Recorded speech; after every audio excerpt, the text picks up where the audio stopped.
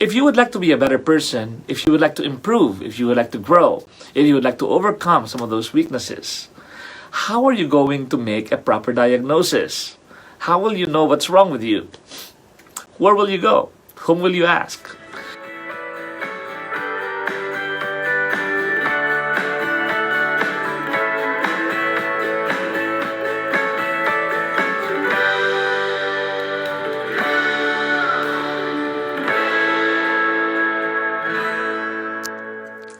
Hello, this is Father Sunny and welcome to another dose of Holy.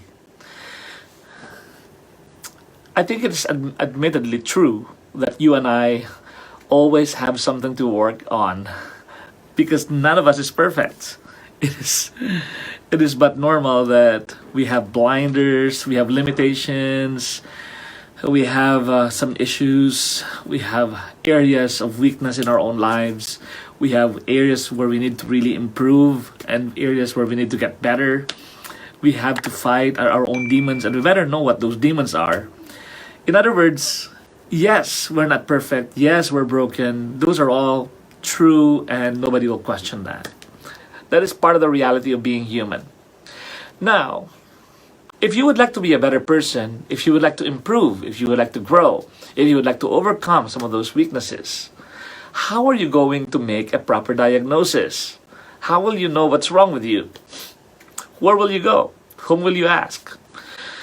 It's easy enough, I guess, with problems with our bodies, because if there's something wrong, if there's something painful in us, if there's something that doesn't seem right, if you have a fever or whatever, especially during this COVID-19, it's easy. You get yourself checked by a doctor, and the doctor will tell you a diagnosis. You're sick here, you have an issue here, you need to change your diet on this area, you need to stop eating this thing, you need to take this medication. It's easy with the doctors, but even then, it's not always accurate or perfect or whatever. It's a diagnosis, and it's a starting point. But at least you're trying to get some idea of what you need to work on. In our spiritual life, in our mental health, in our emotional health, we also need someone to go to tell us an honest opinion or an honest diagnosis of how we are doing. And sometimes it's harder to find someone that we can trust enough that will be able to provide us with a good, honest, sincere, and loving diagnosis. Isn't it? It's so hard. Where would you even begin to go? Are you going to go to the people that you consider your friends? Are you going to ask your parents if your parents are even available at this point in your life? Are you going to go to a total stranger? Are you going to go to a psychologist who's going to take some exams for you and ask you to take some exams and interview you and tell you what's wrong with you? Where will you go? Are you going to go to a priest and make a confession?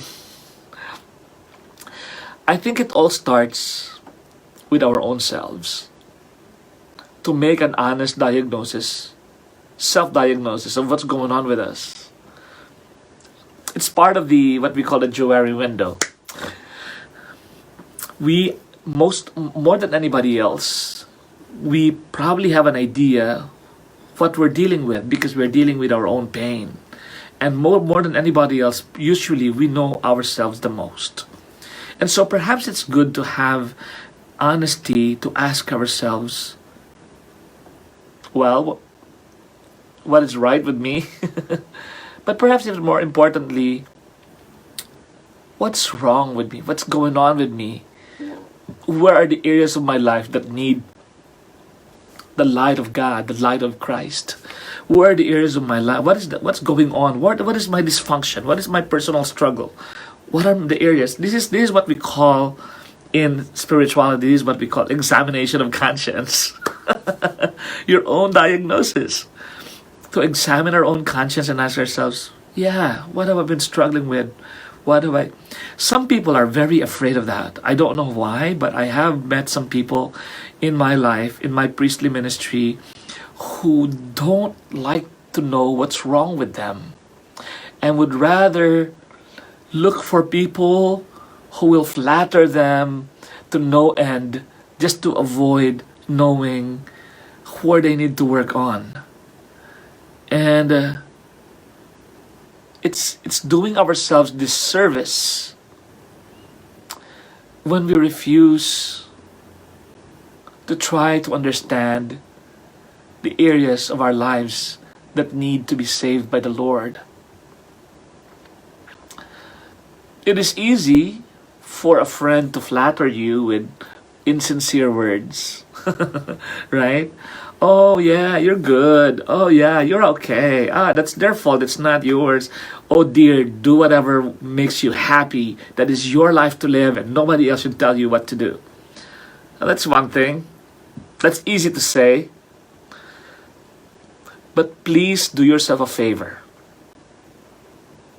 Find people in your life who can lovingly, kindly, and compassionately tell you what you really, really need to do in order to become a better person.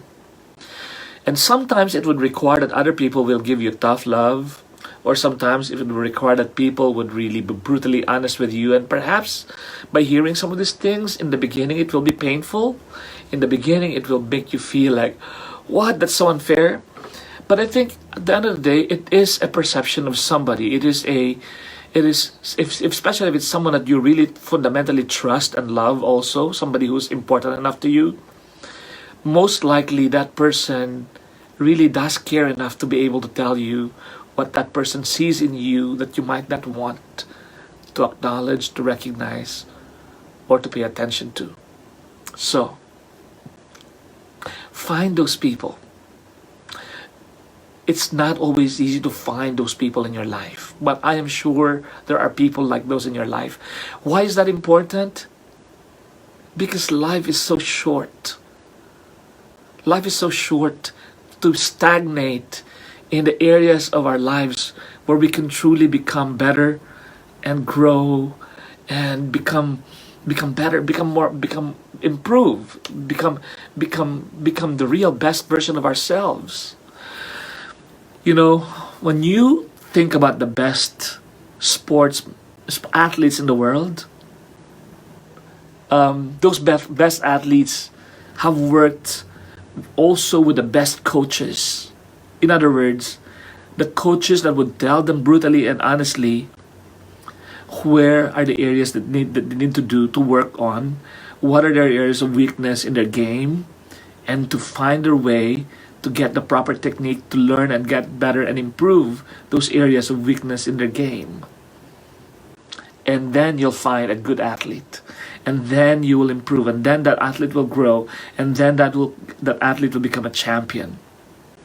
Please, you and I, we all deserve an honest to goodness self-diagnosis or any diagnosis. It's very important for us to know what to work on. And perhaps today we can spend some time in silence and ask ourselves before we go to bed tonight, what is one area that I know that I really, really need to work on for me? And what am I doing to get better with it? Have I been stagnant in my life that I have just allowed this thing to turn into a monster so that I can no longer overcome it? I can no longer overcome this weakness. What else can I do right now in order for me to be better, in order for me to grow, in order for me to be the best version of ourselves, brutally and honestly? It's not always easy, but it's necessary. It is part of the process of loving yourself, ourselves, and becoming more confidently, beautifully created as we are supposed to be. Alright, that one is a tough one. But it's important, and that's why I had to give that to you today as your dose of holy. This is Father Sandy Castillo. God bless you. Love you. May the Lord always be there with you, especially in facing your battles. Bye.